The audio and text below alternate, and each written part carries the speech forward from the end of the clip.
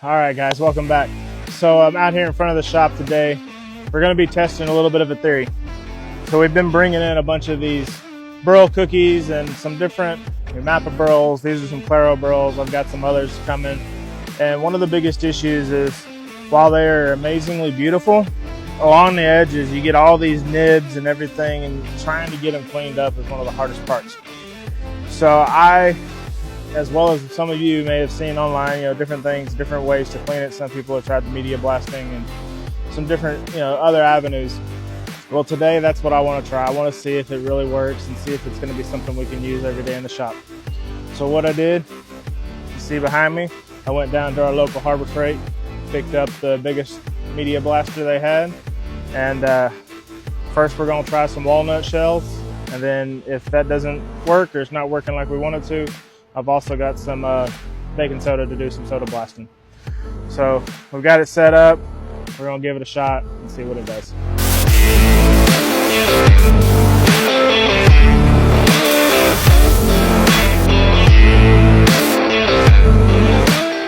So who'd have thought you could clean walnut with walnut? Overall, not bad. Really good finish. It took a lot of the bark, a lot of the dead rotten stuff off there. Left us a nice clean surface. So I've got another piece in here that's actually a client piece. I wanted to test on this one first, make sure we weren't just going to absolutely tear stuff up before we actually put a client piece out here. So if you want to buy a Claro burl, come on by the shop and you can get you this one here. But so we're going to move over. I'm going to bring that other one out. We'll get to cleaning it. All right, we're back. So this is some California redwood. We had to do some epoxy work on it. So now my next step in testing is really going to see on these pieces, when we put them on the pour table, we put them down with silicone around the edges, tape off any cracks, silicone around the tape. So we always end up with some residual. I want to see if we can clean off the tape, clean off any of the silicone without damaging the sides, so we can go right back into our next mold and pour the rest of this table.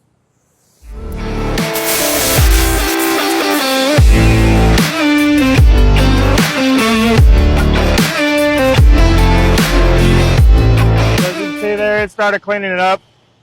Quite honestly, I don't know if we ran out of walnut shells already. If that's the case, man, it goes through it quick. But we're definitely cleaning it off, making it look good.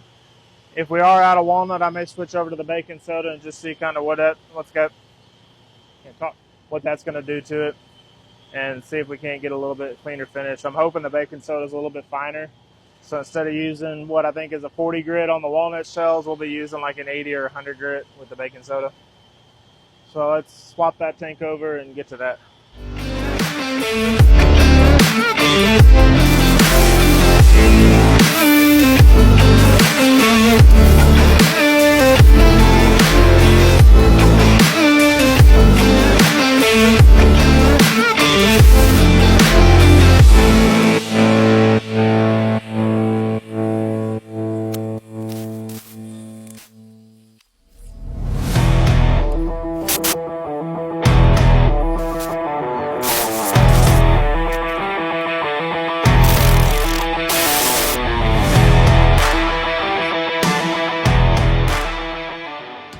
So it's cleaning it really well. It's bringing out, taking off all the oxidation layer as far as the coloration.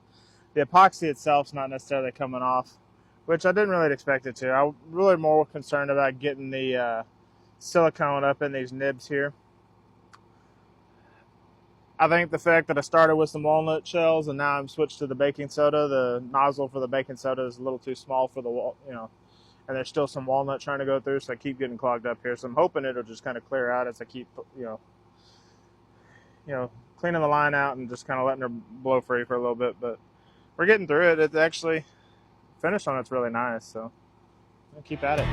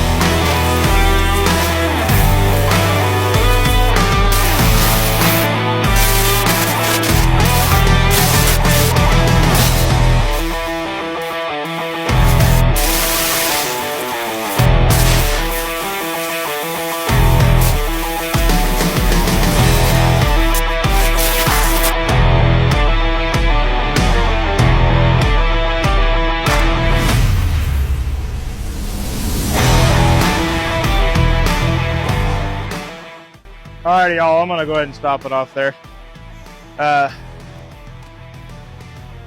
It's working. I'm gonna blame it on my ignorance and never used the machine before, fine-tuning it. Don't think I should have went with the walnut chunks than the baking soda, because now I think I'm just getting a bunch of clogs, so I'm having to constantly clear the line. There's no fault of the machine. I'm sure had it been, responsible, read the directions, and did a little more research first, jumped into it, it'd probably been better off. But for that, it is cleaning the surface. I didn't expect it to take off the epoxy that's stuck on the side there. We're gonna have to hit that with the sander anyways. But for our projects with these burls, with a lot of this wood that we're using, trying to remove some of the live edge and some of that under bark layer, I think this is gonna work out well once we get it tuned in and going. So y'all stay tuned and keep watching, and have a blessed night, and we'll see you next time.